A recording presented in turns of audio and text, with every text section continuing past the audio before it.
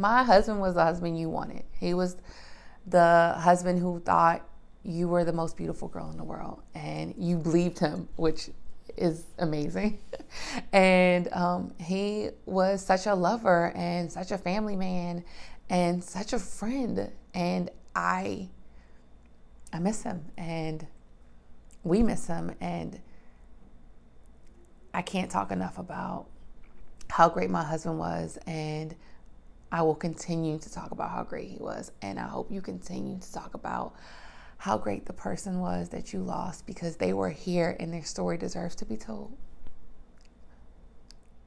Hello, my name is Natalie McCarter, and I've been involved with MAD for 3 years.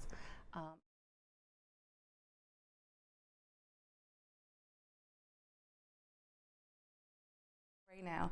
So who was Raymond McCarter Jr.? Raymond McCarter Jr. was everything. He was a husband, he was a father, he was a brother, he was a great friend, he was a great dancer, he was the person in the room who made everyone laugh. He came in with a big wide smile at every single event there ever was. He didn't have anyone who didn't like him. He was that person who helped the neighbors. He was that person in the middle of a snowstorm who would shovel the neighbor out after shoveling all of our snow. He was that dad who would carry one kid in his arm and one kid in his hand. Like, he was that person. And I've never met anyone like him ever in my life, and I will probably never meet anyone like him again. We have 2 children, a girl and a boy. And at the time of his death, they were only 7 and 9 years old. So we try to incorporate Ray in our everyday life by talking about him. It's really, really important for us to say his name and to talk about his memory and things he liked and things he didn't like and what he did and what he played and who he was. And I think that's one way of keeping the memory alive for the person who is no longer here. What is my favorite memory of Raymond? So my favorite memory has to be when Ray cut his hair all off. Now you would say, why would that be your favorite memory? Well, our son has alopecia, and it is not a curable thing. It is an autoimmune disease, autoimmune disorder. And so our son lost his hair when he was 5 years old in kindergarten. It was really difficult for him. And my husband cut all his hair off. My husband doesn't have alopecia.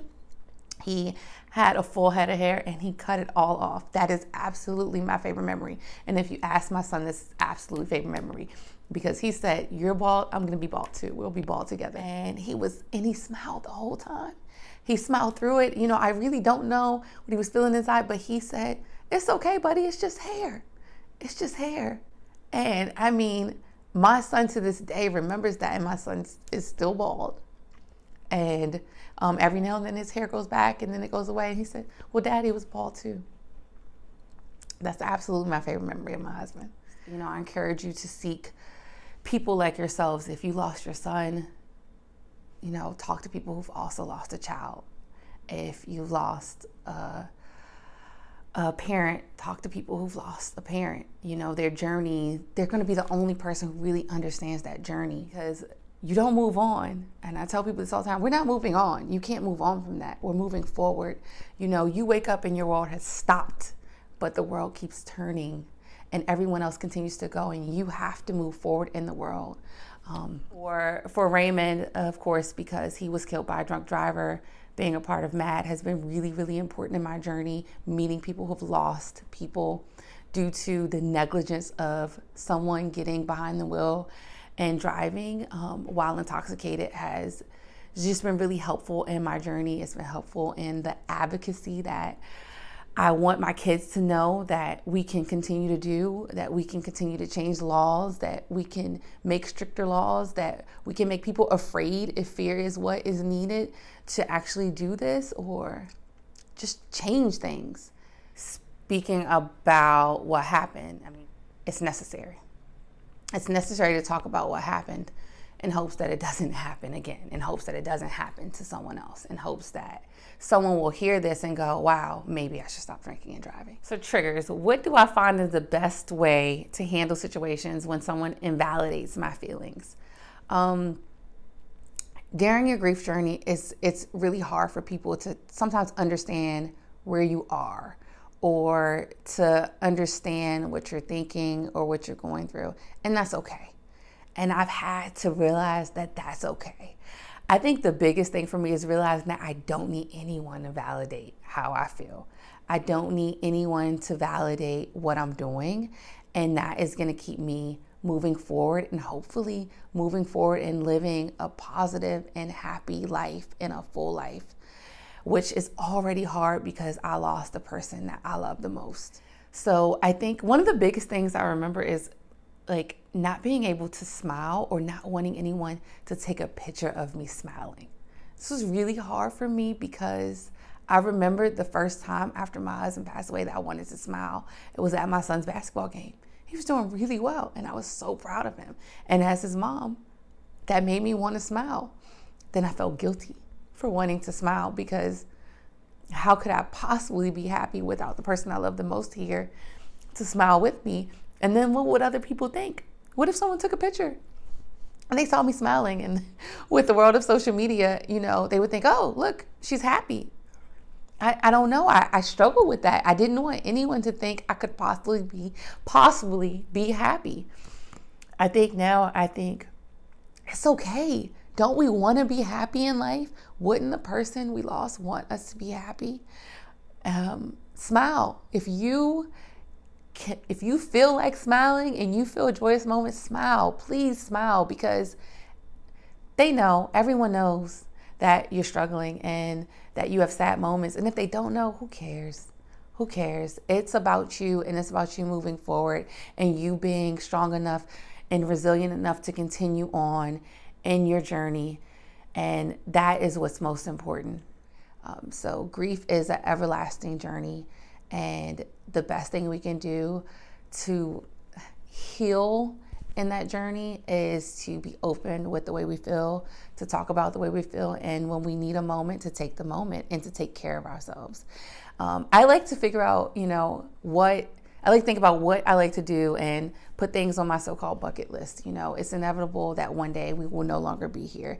So I like to give myself a checklist of things to do, to make myself keep going. Is it places I want to visit? It's definitely for me traveling.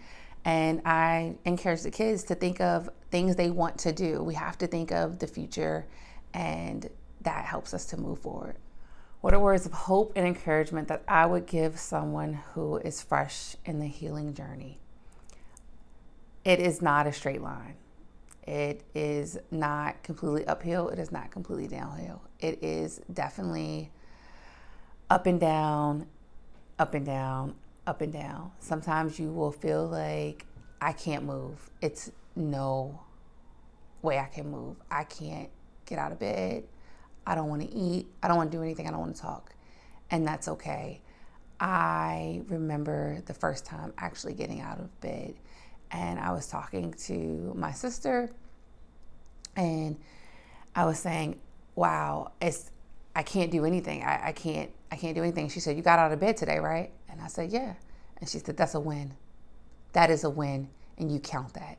And I thought, okay. I was like, that's not amazing. And she's like, no, it's amazing.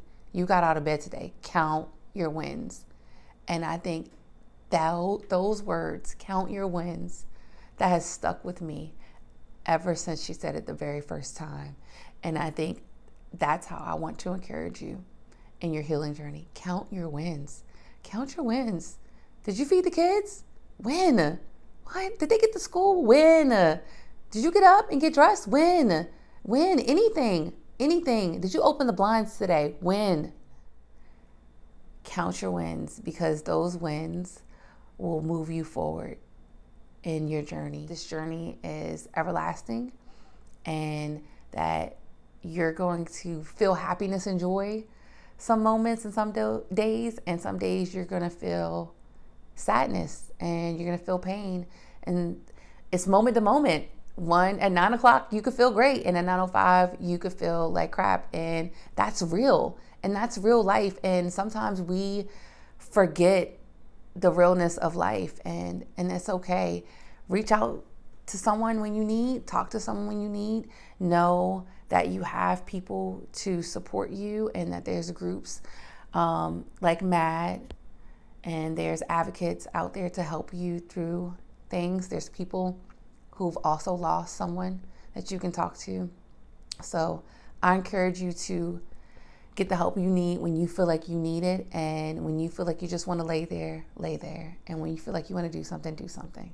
There's no right way to get through this. There's no right answer, and there's no one book that anyone can read to you and tell you this is the way to do it.